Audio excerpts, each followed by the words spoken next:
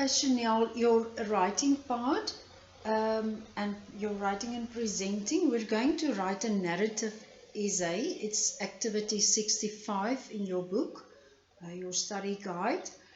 And narrative essay is an essay that normally has a nice story about it. It can be a true story or it can be based on fiction.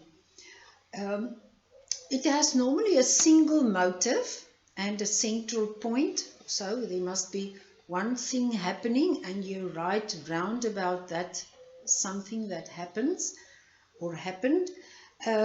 It's been written in a story format, and then the essay must include all of the key components of a good story. This includes a good introduction. There must be a plot in your story. It must have relevant character profiles. And there must be a setting, a climax. So something must get to a point.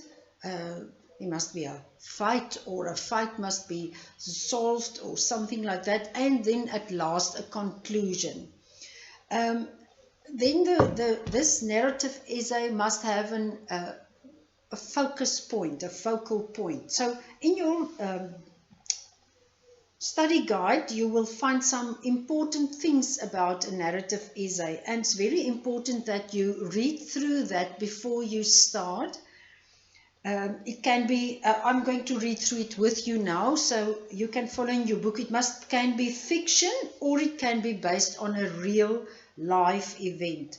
It's usually written in the past tense. This is very important tips. So you must remember that when you write your essay.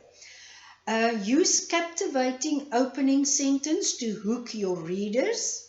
Use an unusual, interesting, or satisfactory ending.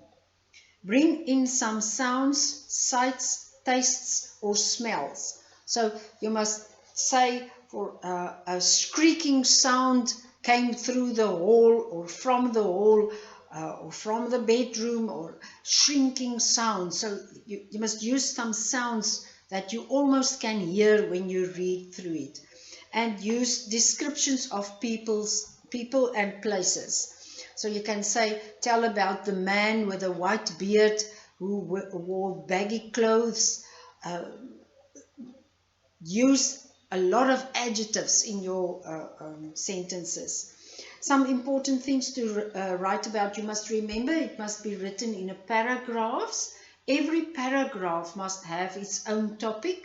So the story continues, but in the first paragraph, for example, you write about how the man looks. In the next paragraph, you write about what he do, and what happened in the third paragraph. He was in conflict with someone, something happened, and then the last paragraph you can write a conclusion and a conclusion sentence.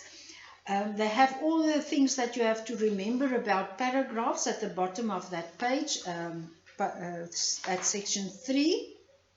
They give you some tips from 1 to 8. Decide what your story will be about. Decide about the characters, the names of the characters, and all of that you can do in your planning when you do your brain chart. And remember, first your brain chart, then your first draft, and then you can do some corrections in your first draft, and then you continue to your final draft that you write.